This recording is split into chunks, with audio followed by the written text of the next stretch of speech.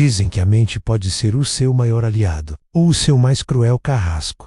E se eu te dissesse que a sua mente mente para você todos os dias, que ela sabota seus sonhos, te paralisa com medo, e você nem percebe? Essa não é só uma história de superação. É uma travessia sombria até o coração do verdadeiro poder humano, dominar a própria mente. Mas atenção, quem começa esse caminho nunca mais volta a ser o mesmo. No caso de Elias, ela era uma prisão.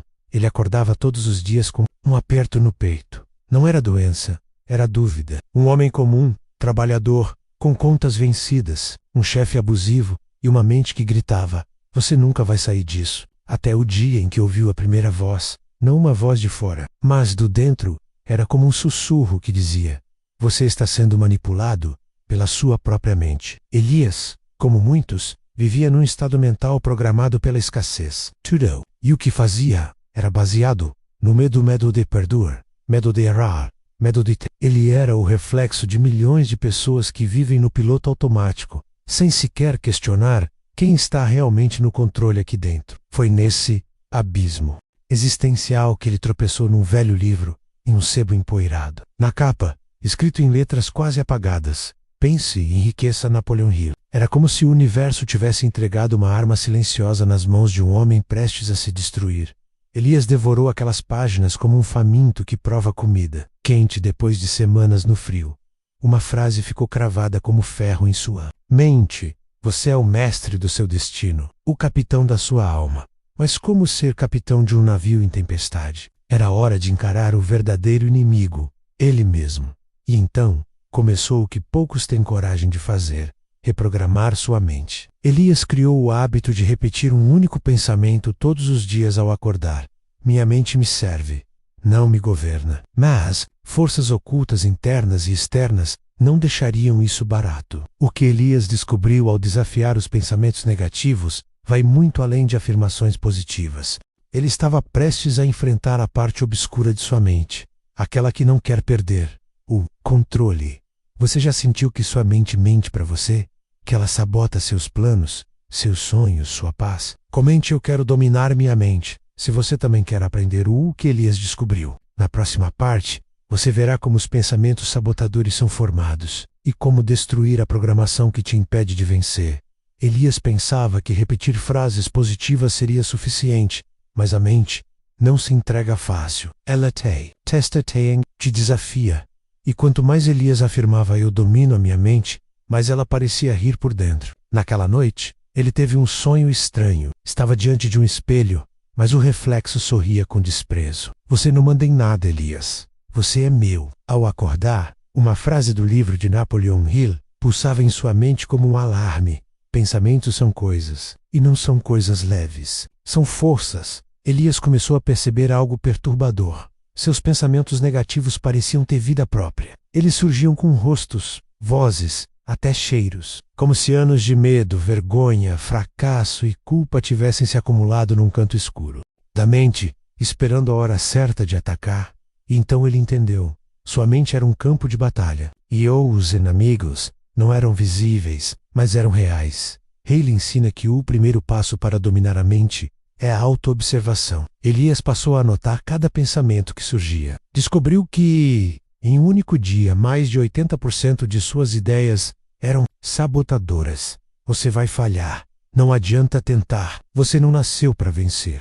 Essas frases não eram conscientes, estavam enraizadas no inconsciente, programadas. Quem colocou essas crenças ali? Talvez o pai ausente, a professora que riu dele aos 9 anos. Ou a sociedade que prega que rico é ruim, sonhar é bobagem e felicidade é para os outros. Mas ao identificar esses inimigos, Elias começou a desarmá-los. Ele aprendeu com Hill uma arma poderosa: o princípio da repetição emocional. Reprogramação mental exige emoção, repetição e visualização.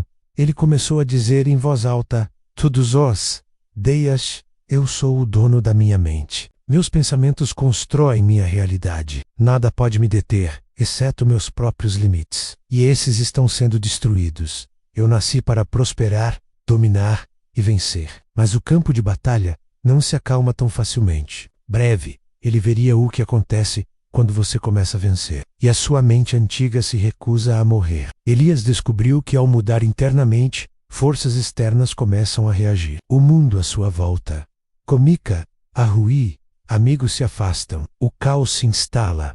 Mas por quê? Porque o universo testa todos que ousam mudar de nível. Você está disposto a travar essa guerra silenciosa com sua mente? Você verá que dominar a mente exige um preço, e nem todo mundo está preparado para pagá-lo. Quando Elias começou a mudar, o mundo não aplaudiu. Ele achava que dominar a mente traria paz. Mas o que veio foi caos, aquela sensação de controle, fugaz. A cada passo em direção ao seu novo eu, algo ao redor começava a desmoronar.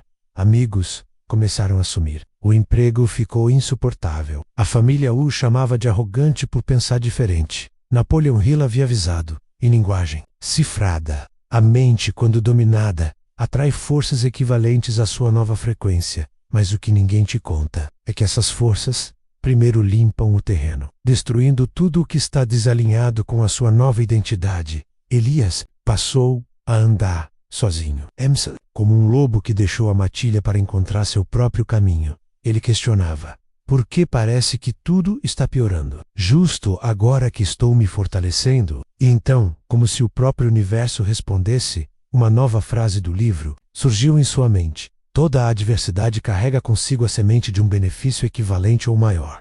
A crise era o teste. Elias estava sendo forjado, como o ferro que precisa do fogo para se tornar espada. Sua mente precisava ser queimada até a essência, para que ele pudesse, enfim, renascer. Foi quando ele conheceu o poder do propósito definido. Uma das leis mais poderosas de Hill: não bastava repetir frases. Era preciso saber com clareza quem ele queria ser, o que ele queria conquistar e por que isso importava tanto.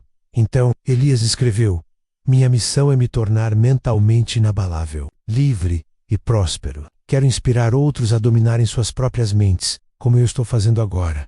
Nada me detere. Eu aceito o preço. E cada vez que ele lia isso em voz alta, as trevas recuavam um pouco mais. Mas quanto mais claro ele se tornava por dentro, mais as sombras externas tentavam devorá-lo. E em breve, Elias enfrentaria seu maior teste.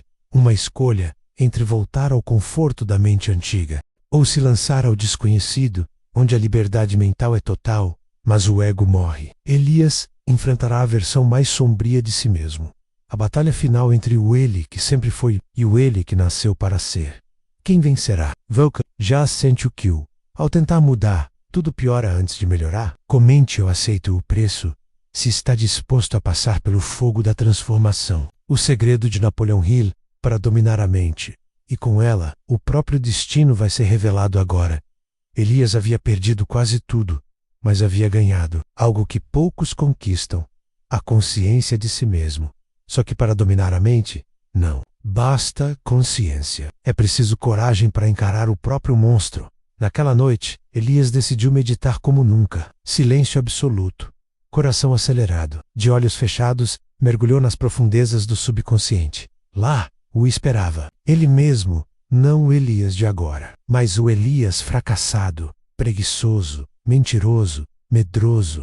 A versão que sempre o sabotou. Aquela sombra, sorrindo com ironia, sussurrou: você pode fingir que mudou, Elias, mas eu sempre estarei aqui. Eu sou você. Elias respondeu, com a voz firme pela primeira vez: não, você é quem eu precisei ser para sobreviver, mas agora eu escolho viver. Naquele instante, ele compreendeu o segredo que Napoleon Hill ocultou nas entrelinhas.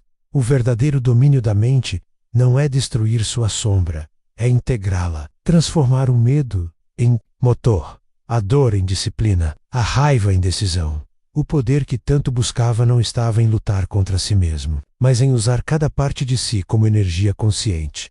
E então, Elias disse em voz alta: eu não sou mais escravo da mente. Eu sou o arquiteto da realidade. Minha vontade governa. Meu propósito guia. Minha fé sustenta. Nesse momento, algo mudou. O silêncio, antes opressor, tornou-se vasto. A mente, finalmente, obedeceu. A partir dali, Elias não buscava mais sucesso. Ele emanava sucesso. Ele não buscava mais riqueza. Ele se tornara fonte de valor. A mente que antes o dominava, agora era ferramenta a serviço de sua missão. E a missão dele? Despertar outros Elias adormecidos por aí. Como você. Essa não foi apenas a história de um homem. Foi do que você também pode ser. Se tiver coragem de enfrentar a guerra invisível dentro da sua própria cabeça, agora me diga nos comentários. Você está pronto ou pronta para dominar sua mente? Ou vai continuar sendo dominado? Comente: eu sou o mestre da minha mente, se essa história te despertou. E lembre-se, o verdadeiro inferno do seu potencial. Mas o verdadeiro paraíso é saber que você é capaz de criá-lo, começando por dentro.